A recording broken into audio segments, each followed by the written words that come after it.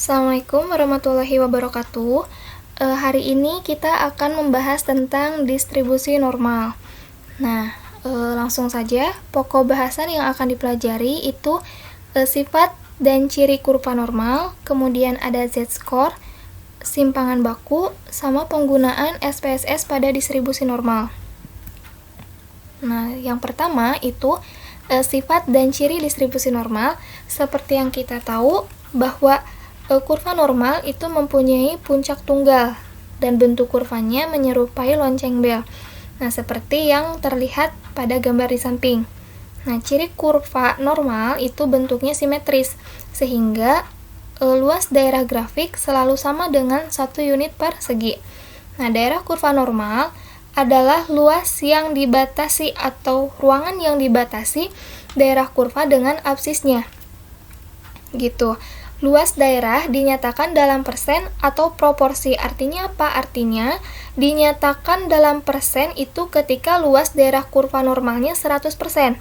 Gitu. Sedangkan luas daerah kurva normal adalah 1 apabila dinyatakan dengan proporsi. Nah, kita lihat di sini luas daerah kurva yang dinyatakan dalam persen misalnya 2,27%, kemudian 13,59%, 34,13% dan lain sebagainya. Nah, kemudian untuk luas daerah kurva normal adalah 1, itu 1S, 2S, 3S. Nah, itu dinyatakan dengan proporsi gitu. Nah, selanjutnya menurut Koladarchi dalam bukunya menyebutkan bahwa ada hubungan yang tepat antara di bawah kurva dan satuan standar deviasi gitu. Gambarnya sama saja, kurva normal seperti ini. Nah, dari grafik ini menunjukkan bahwa 34,13% kasus itu berada di antara X dan plus 1S.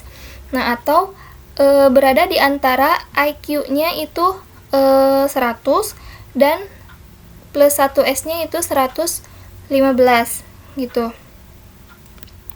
115.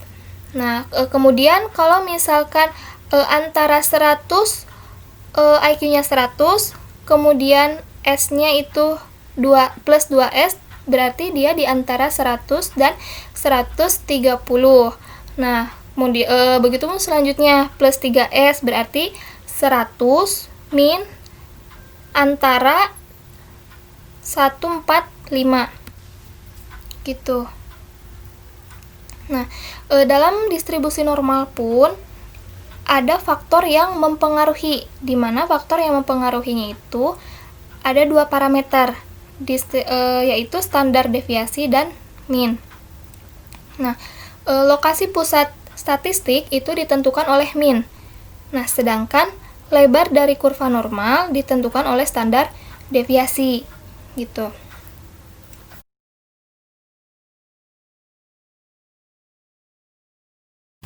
Nah, selanjutnya ada fungsi kepekatan distribusi normal. Nah, fungsi kepekatan ini bisa dituliskan secara matematis, jadi bisa dilihat seperti dalam layar berikut ya. Nah, kemudian kita lanjut ke slide berikutnya.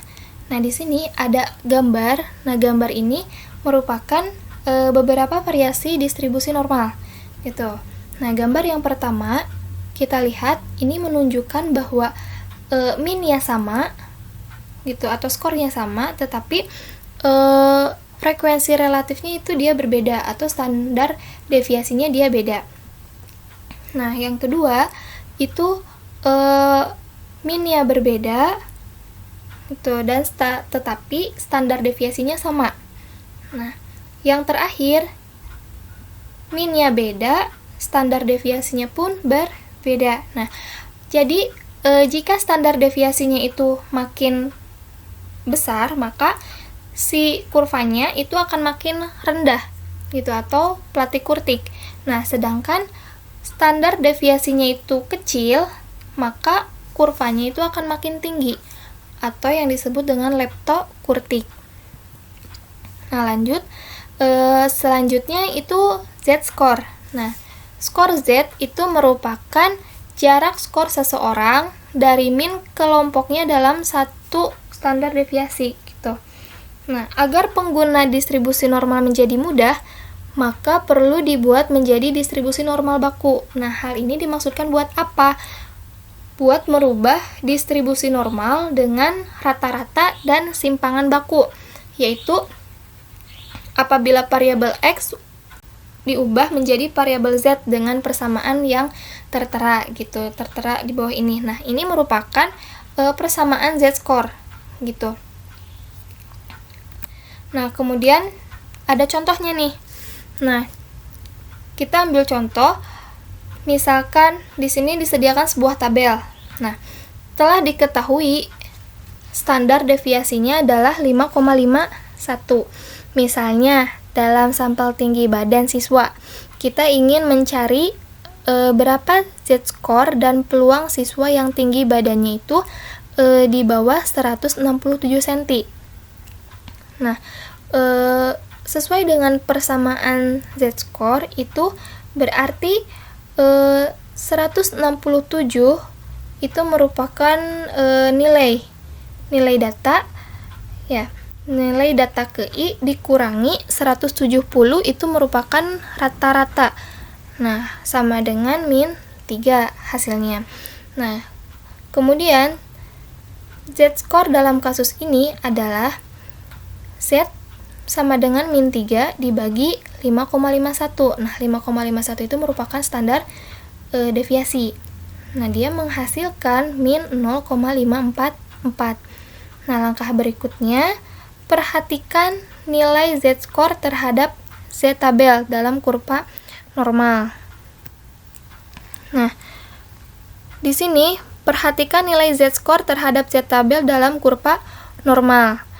Nah, kita cari nilai probabilitas min 0,544 dalam kurva normal dengan cara kita abaikan nilai negatif gitu, karena itu hanya menunjukkan posisi saja gitu. Jadi kita tidak perlu mengharuskan gitu, atau kita mengabaikan saja negatifnya. Nah, kemudian kita lihat nilai 0,5 pada judul baris di kolom pertama gitu. Nah, kita lihat atau cari 0,5 pada baris di kolom pertama yang ini. Kita lihat ke bawah. Nah, di sini 0,5. Nah, kemudian carilah nilai 4 pada judul kolom baris pertama paling atas. Nah, di sini ada 0, 0,01, 0,02, 0,03 dan 0,04. Itu. Nah, kita lihat 0,04 itu dia di mana nilainya. Nah, didapatkan di sini nilainya sebesar 0,2946.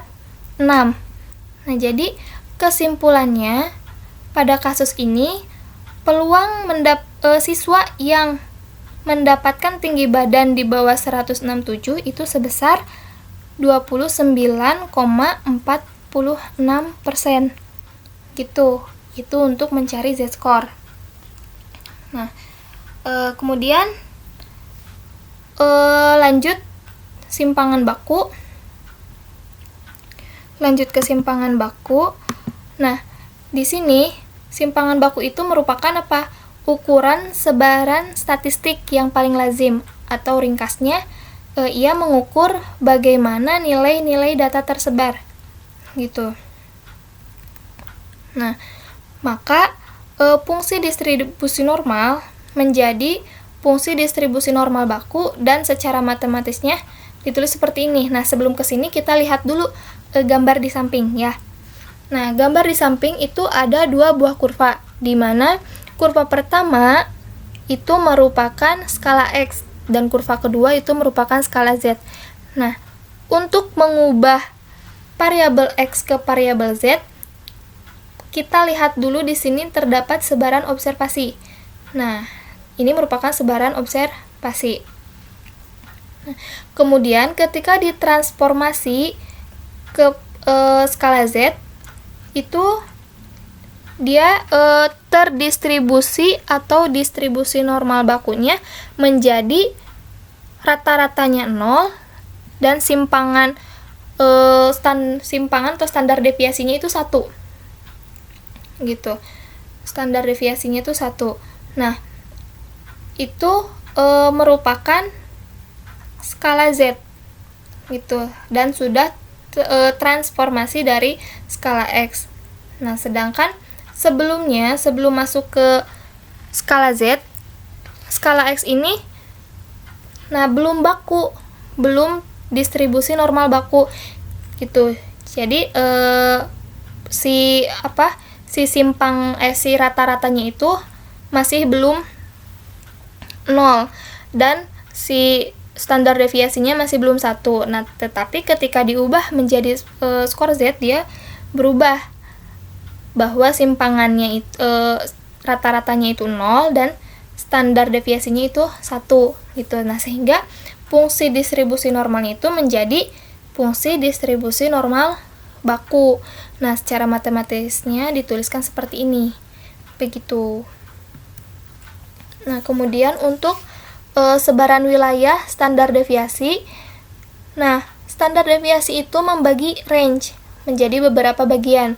Nah, pembagiannya itu dimulai dari mean distribusi, yaitu membentang ke atas dan ke bawah dengan tanda plus minusnya. Nah, jadi di sini ada sebuah grafik dalam bentuk gambar gitu. Ya, ada sebuah grafik dalam bentuk gambar. Nah, di sini kita lihat apabila suatu distribusi berbentuk normal, itu maka banyaknya individu yang mendapatkan nilai dari M sampai plus 1 SD. SD itu standar deviasi, kira-kira 34%. Nah, kemudian dari M sampai 2 SD itu kira-kira 48%. Dan M sampai 3 SD itu merupakan 50%. Gitu. Begitupun sebaliknya. M sampai min 1 itu min 1 SD itu 34%. Gitu. Dan berikutnya. Nah, untuk mempraktekkan, selanjutnya kita akan masuk ke penggunaan SPSS.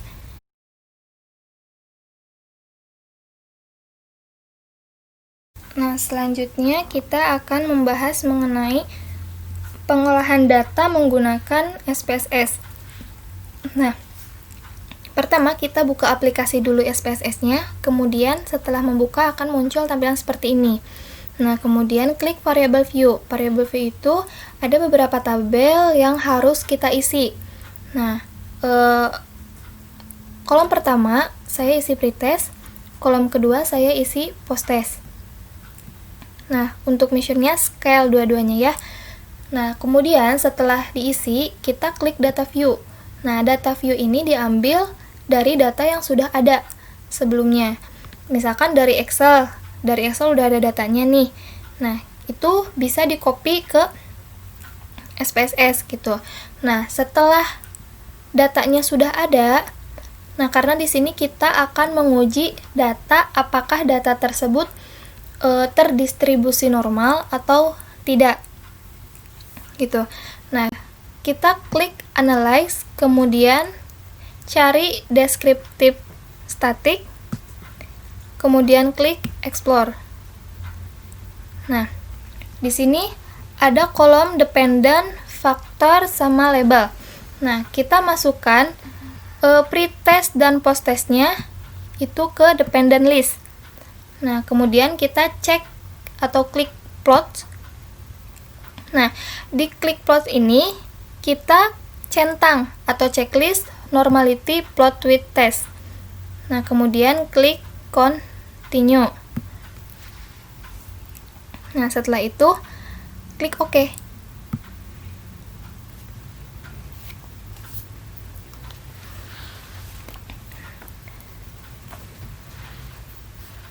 Nah, kita tunggu beberapa saat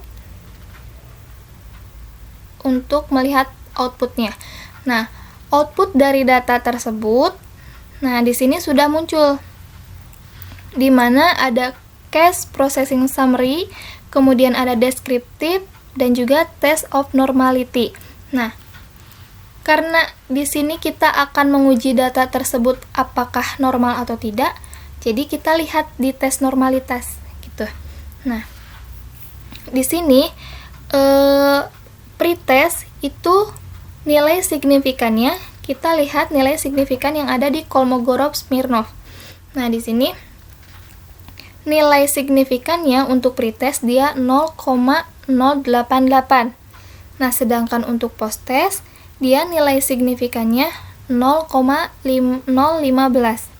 Gitu. Seperti yang kita tahu bahwa data akan terdistribusi normal ketika nilainya itu atau H0-nya itu lebih dari 0,05 atau sama dengan 0,05.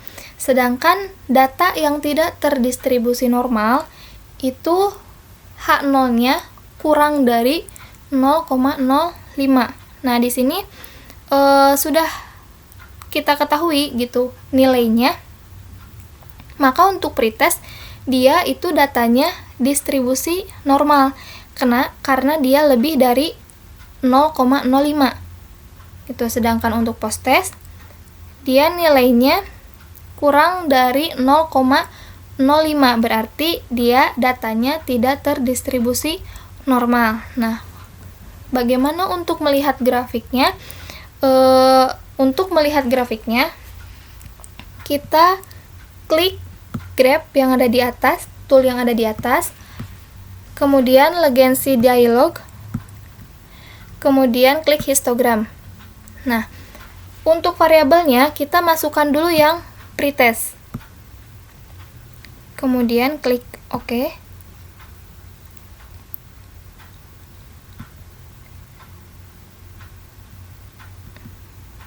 Sebentar, kita tunggu.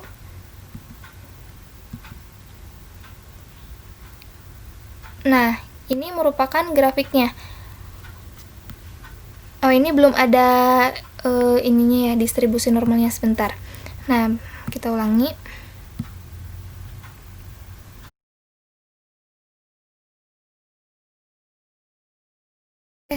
Oh, display normalnya. Jangan lupa diklik display normalnya. Nah, jangan lupa nanti setelah mengklik histogram terus memasukkan variabelnya, misalkan pretest, diklik display kurvanya. Nah, setelah diklik akan muncul seperti ini tampilannya.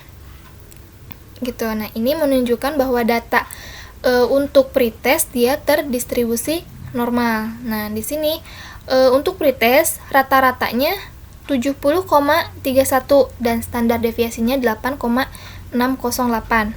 Untuk N sama dengan 32 itu merupakan jumlah sampel dari satu kelas.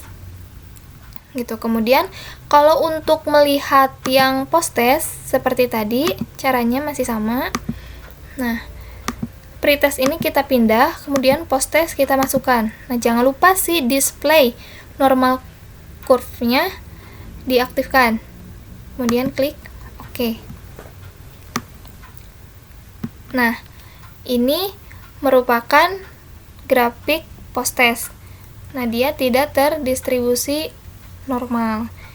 Gitu, karena tadi nilai signifikannya itu 0,015 yang artinya kurang dari 0,05, berarti H0-nya ditolak.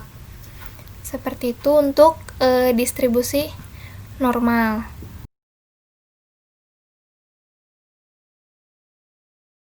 Sekian presentasi yang dapat saya sampaikan, kurang lebihnya saya mohon maaf. Terima kasih. Wassalamualaikum warahmatullahi wabarakatuh.